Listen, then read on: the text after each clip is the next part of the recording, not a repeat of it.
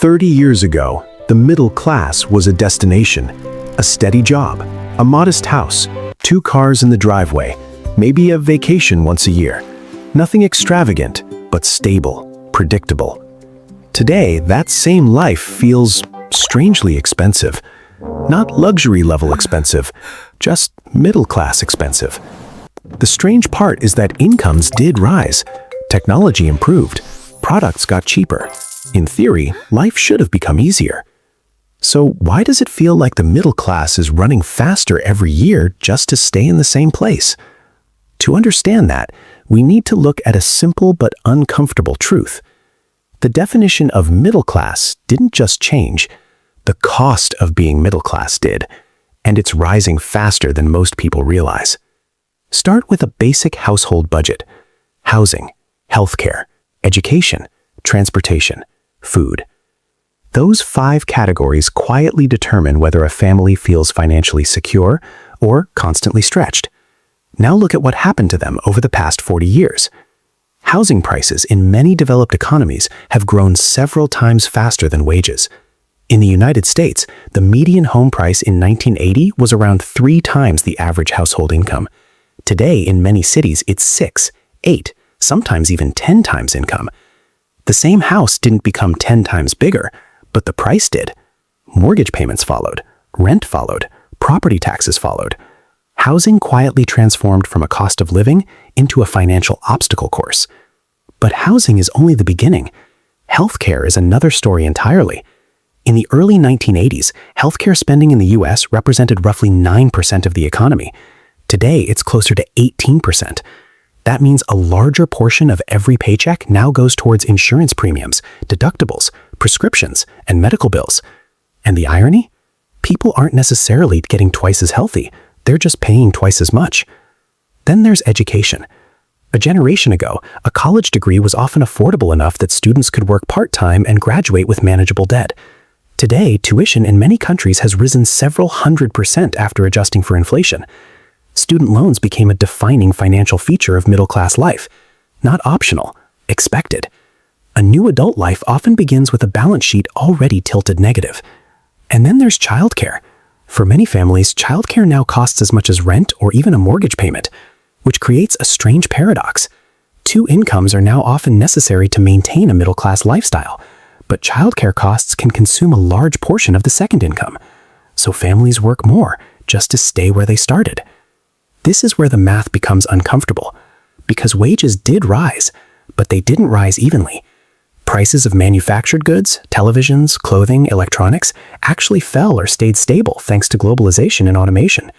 Your smartphone today is more powerful than a supercomputer from decades ago, and cheaper. But middle-class life isn't built on electronics. It's built on services and assets: housing, healthcare, education, childcare. And these are exactly the sectors where prices accelerated the fastest.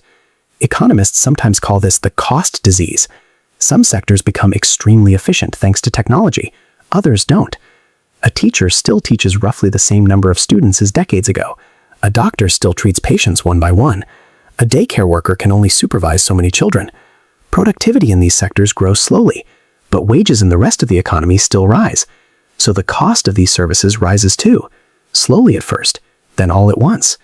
And because these services are essential for middle-class life, families absorb the cost. There's another hidden factor: lifestyle inflation that isn't really voluntary. A house today isn't just a shelter, it's also tied to school districts, safety, commute distance, job opportunities. Parents often feel forced to buy into expensive areas just to give their children access to decent education. The house becomes a ticket to opportunity, which drives prices even higher. Transportation changed too. In many regions, urban sprawl means longer commutes, more fuel, more car maintenance, sometimes 2 or even 3 vehicles per household. Small costs multiplied daily. Then there's something less visible: risk. A few decades ago, many large companies offered pensions, stable, predictable retirement income. Today, pensions largely disappeared from the private sector. Retirement responsibility shifted from companies to individuals. Now the middle class must invest, save, and manage financial risk themselves. Stock markets, retirement accounts, 401ks. Miss a few good years of saving, and the consequences compound decades later.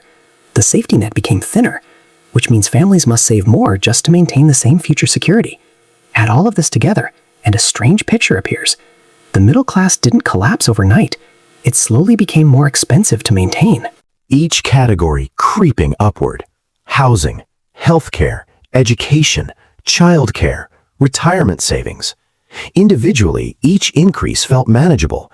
Together, they form a heavy equation.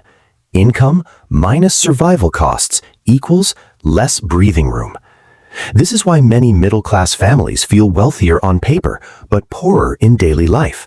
Their houses may be worth more, their retirement accounts may be larger, but their monthly cash flow feels tighter. And cash flow is what determines whether life feels comfortable or stressful. The irony is that society became richer overall. Global GDP grew, technology advanced, markets expanded, but the cost structure of middle-class life quietly shifted underneath it all. And there's one more complication: expectations. What counted as middle class 50 years ago may look modest today.